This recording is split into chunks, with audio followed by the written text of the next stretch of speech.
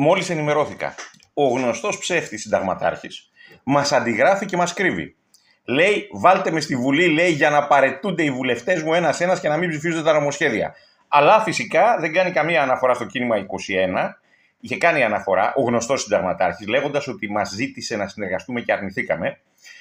Αλλά φυσικά ήταν ψέμα αυτό και τώρα συνεχίζει δια της απόκρυψης το ίδιο ψέμα.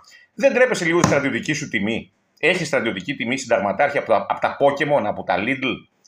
Λέει, ψηφίστε μας, λέει, να μπαίνουμε στη Βουλή, λέει, και να παρετούμεθα, αλλά δεν λέει τίποτα για το κίνημα 21, δεν λέει τίποτα για τη γνωμοδότηση του Μποτόπουλου, δεν λέει τίποτα για το άρθρο 53 και χρησιμοποιεί ένα όπλο το οποίο έχουμε δημιουργήσει για να το ευτελίσει όπως ο ίδιος είναι ευτελισμένος όταν κάνει κάτι τέτοιο.